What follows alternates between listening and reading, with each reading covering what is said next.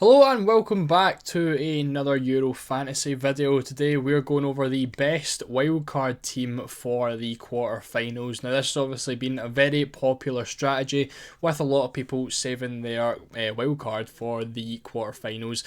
Now in my opinion, I personally, if I had a wild card left over, would be looking to try and save it for the semi-finals. Obviously, there wasn't too many upsets in the round of 16, with really only Austria and Italy being the only two upsets. And really, to be honest, Italy and Switzerland wasn't a massive upset. It was one that what could have been predicted and was slightly expected as well. So really, only Austria were the massive upsets in the round of 16. Everyone else basically went through. So if you have a team right now and you have a wild card left over, you probably don't have too many players eliminated. So for me, I would personally be trying to save that for the semi-final. But obviously this video should help you in any way, really, just in case, because we are going to go over a lot of the main points for making a team for the quarterfinals anyway. So we're going to have the goal odds, the clean sheet odds, the draws, and obviously the team at the end as well. So we are starting things off with the changes for the quarterfinals as opposed to the round of 16. Now we do only have 2 game days this time round, which is going to be the case for the rest of the tournament. So in terms of captaincies and stuff, we can't really gamble too hard, or it depends on kind of how your rank is. For me, for example, you can see my rank just below. I'm having a shocker of a tournament, so I will probably be trying to make some transfers and going for a few differential captaincies, but the general consensus would be trying to get the best captain possible, obviously with only 2 game days to play. So our first game day is going to be Spain and Germany, and our Spain and Germany with France and Portugal, and our second game day is going to be England, Switzerland, and Netherlands and Austria. So that is going to be our 2 game days. We're also now allowed 5 players from each of the teams as opposed to 4 in the last round, so obviously we can build up on a lot more teams now. And then you're now allowed 4 transfers for the semi-final, whereas we have 3 transfers right now for the quarter-final. Obviously if you're using your wild card, that doesn't really matter, but it's one to keep in mind that you're going to have 4 transfers to change your wildcard team for the semi-finals. So this is how the bracket is now looking with the projected semi-finals in there in the middle, and these are the chances of each team progressing. Now you can see the source down the bottom left. We've got Football Meets Data over on Twitter, who has gave us these odds now. So again, a lot of very, very tight games, which I think is an even bigger reason as to why you should try your best to keep the wild card for the semi-final, because looking at, for example, Spain, Germany and England, Switzerland, they're basically 50-50s, and it's obviously going to be really hard to try and make a team that's not going to have a lot of eliminated players. Obviously we only get 4 transfers for the semi-final, which if you want a full bench, that means you can only have 4 players eliminated if you don't want to be taking hits. So it's quite a difficult semi-final to try and predict. Obviously Netherlands are looking like the most likely to go through, and obviously France against Portugal as well. Now it's probably even the teams that are most likely to go through, they are probably like capable of an upset. Like realistically, I don't think it's a massive surprise if Germany, Turkey, Portugal and Switzerland all were to go through. So again, it is quite a difficult quarterfinal to try and predict, but obviously we can only go off the odds. So for me, I think loading up on the likes of Netherlands, it depends what Netherlands team comes out really. Like they have had a couple of shocking performances and they've had a couple really good performances recently, so I do think the go-to move is going to be trying to load up on as many Netherlands players as possible, and then trying to get a good few France players in there as well, because I think they should overcome Portugal. For Spain and Germany and for England and Switzerland, I think that's really where we try and even those players out in case any of them get eliminated. That's where we can obviously use our transfers. So looking at our updated ball recoveries then, as of the quarterfinals, these are the top 10 players for ball recoveries at the tournament so far. Obviously we've got Gehi in there leading, but he is now suspended after picking up a second yellow card. We've then got Rudiger in that second, just behind, now on 33 ball recoveries, and he does look like a really, really nice option. I think he could be one to go over Mittelstadt, who has been a pretty decent pick, but obviously got benched in the round of 16 for Rom, so he's probably one that I maybe wouldn't really consider for this quarterfinal. I think Rudiger, knowing he gets the ball recoveries as well, and he has a big attacking threat when it comes to headers. I think he's probably the best German defender that you can go for. Pepe in there as well, who has been really, really good. I believe it's 30 ball recoveries he's picked up in the 3 games that he's played, or in the last 3 games. And he does look like a really good ball recovery monster. The only issue is obviously they're playing against France and aren't predicted to go through. So if you're going for Pepe, you are basically going for him for one round and expecting him to go out this round. So it's quite a tough one to go and pick there. Rice in there at 4th, Akanji in at 5th, who would be my pick for Switzerland if you are maybe predicting an upset with Switzerland to beat England. Upamecano, Koundé and Saliba all basically on the same amount of ball recoveries for France. Koundé obviously picked up a Man of the Match award in the round of 16 as well, so if I was picking a French defender, he's probably one I would pick, because he also plays at right back as well, so he can get forward and possibly get an attack and return as well. So if I was picking between Upamecano, Koundé and Saliba, it would be Koundé that I went for. Then we've obviously got the 2 Dutch guys in there as well, with De Vrij and Van Dijk as well. Van Dijk slightly less than De Vrij, but I think the opportunity of Van Dijk getting headers obviously at the post in the round of 16 as well, and still potentially on penalties. We don't really know if he is going to be or not. We haven't seen a Dutch penalty yet. I still think there is a decent chance it could be Depay, but according to that source back in November, Van Dijk is the penalty taker, so I would go for him if you're picking up a Dutch defender. So for clean sheet odds then, England and Netherlands are both top in the group with 42%. Now it's a big drop from the round of 16. I believe England and who's the other one? Spain were the two at about 58 to up towards 60% in the in the round of 16. But as we come into the quarterfinals, we're now dropping a lot in terms of clean sheet odds. So when you are picking the defenders, you really want to be getting guys who can get points elsewhere other than those clean sheets. So you're going to want obviously ball recoveries and attack and returns as well, and obviously man of the match potential as well, because it seems to be that the midfielders and the defenders are the ones picking up the man of the match awards. I think Malen was actually the first person to score a brace in the entire tournament last night.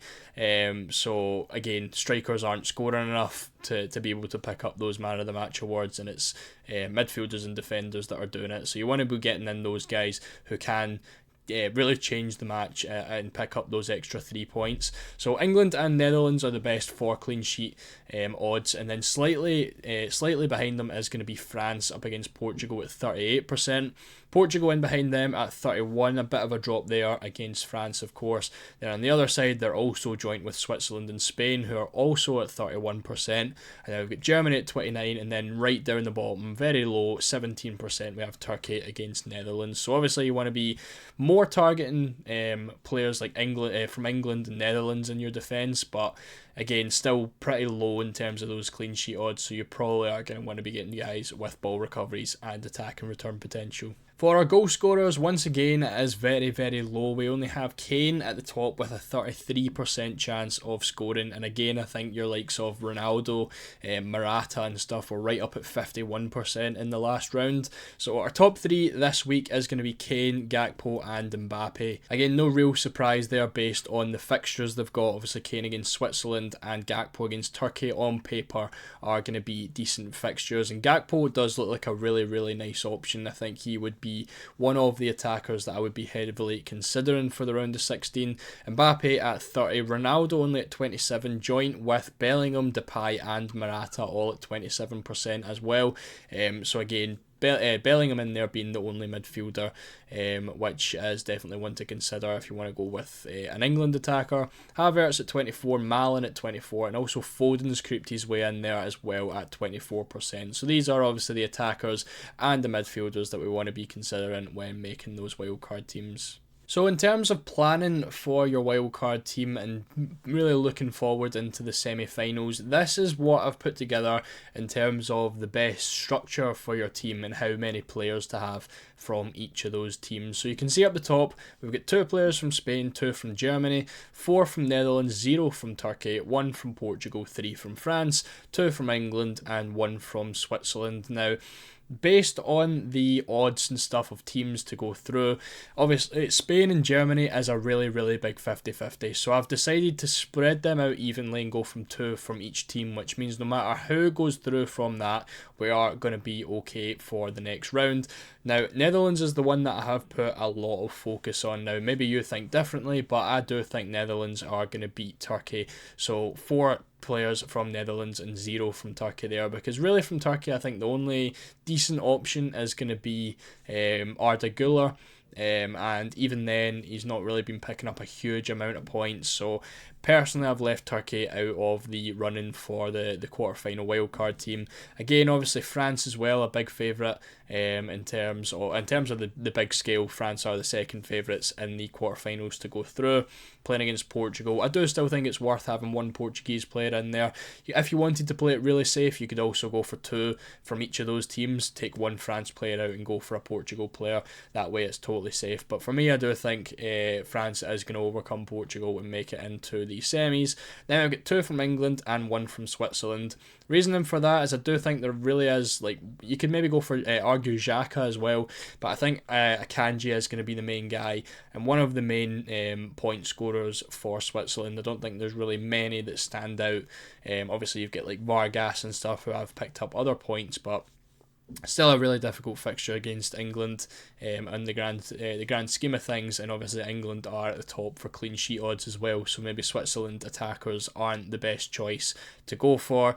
Then we've got 2 England players as well. So looking down at the arrows, we've obviously got 4 transfers heading into the semi-final. Now, based on the favourites going through, that would be Spain, France, England and Netherlands. Now, the 4 transfers would be used to get 2 Spain guys in and 2 English guys in, and that would have you fully covered for the final. Now, obviously, with the 4 transfers, if all the favourites are going to go through, you're still going to have 15 players, which gives you a full bench and a full starting 11. And then, obviously, no matter what happens, you're going to have 5 transfers for the final, and you're going to be able to make a full starting 11 without taking any hits, again, no matter who goes through. So obviously with 15 players, the max amount that can go out is going to be 8, which is going to leave you with 7, and then you get 5 transfers for the final, and you're going to have 12 players left over, so you're going to be totally fine fielding a starting 11 for the final if, obviously, these main 4 teams are going to go through. Now, in terms of upsets, I do think the main 2 teams that could cause upsets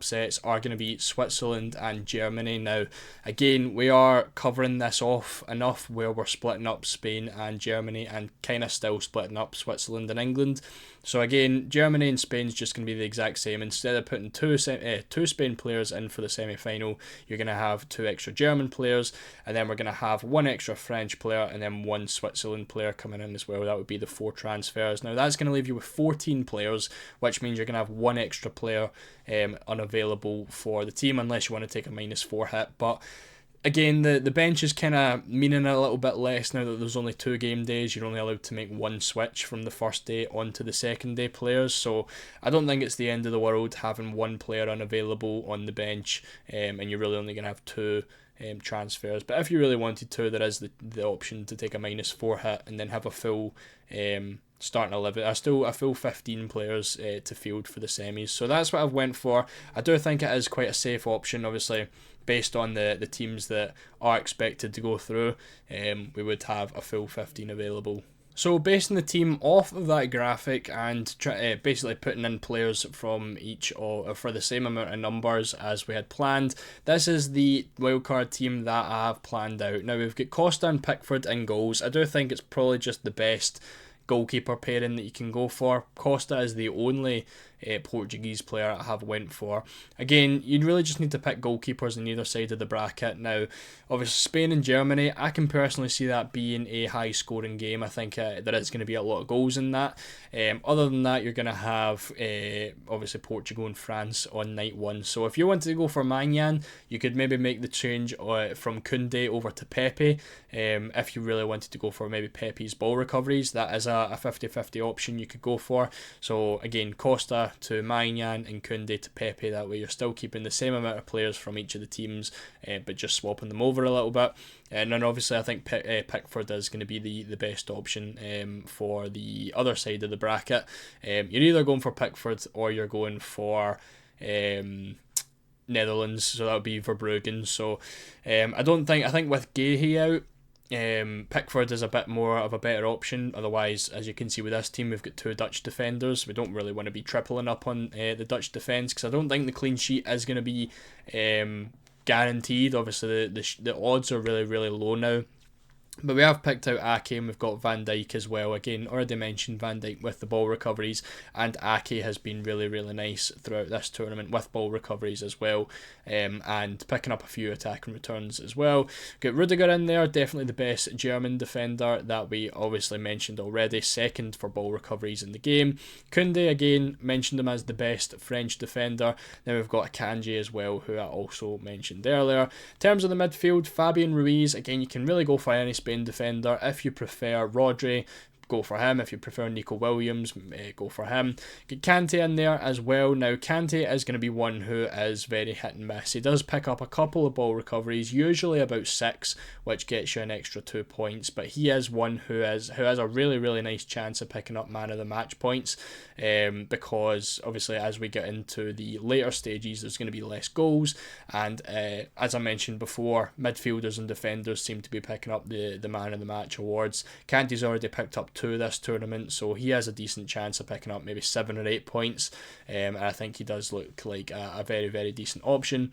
Musiala, of course, the best German attacker in my opinion, has again been one of the best players at the tournament so far, so if I was picking between those, it would be him.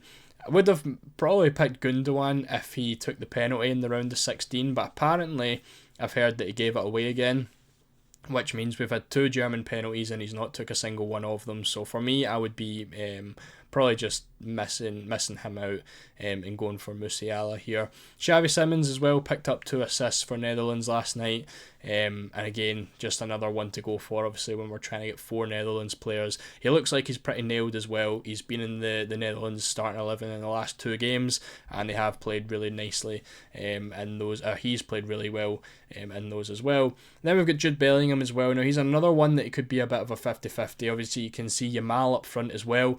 If you wanted Kane, then feel free to go for Kane over Yamal, and then you can get another Spanish midfielder in for Bellingham. Again, whether that's Rodri or Williams. So again, another 50-50. You could go for Kane and Williams, or you could go for Bellingham and Yamal. Personally, I prefer the Bellingham and Yamal shout, but again, that's totally up to you. Then we've got Mbappe, and of course we've got Gakpo as well. So based on that previous graphic, if all the favourites are going to go through, 4 transfers is going to be totally enough to give you 15 more players for the semi-finals. And that is going to wrap up this video. Hopefully you understood it enough. If not, make sure to leave any questions down in the comments, and I will make sure to reply to those. Let me know down in the comments as well what changes you would make to this team. If you've got your wildcard left, again, would be trying to save it for the semi-finals. I do think it is definitely worth it to do that, because of how many 50-50s there is in this quarterfinals, and I think there could be a couple of upsets. So if you've got it, try and leave it for the semi-finals. If you're using it this game, I would make sure to try and get a team similar to this one. So if you're new, make sure to subscribe, make sure to like the video as well if you made it all the way through, and I'll see you all in the next one.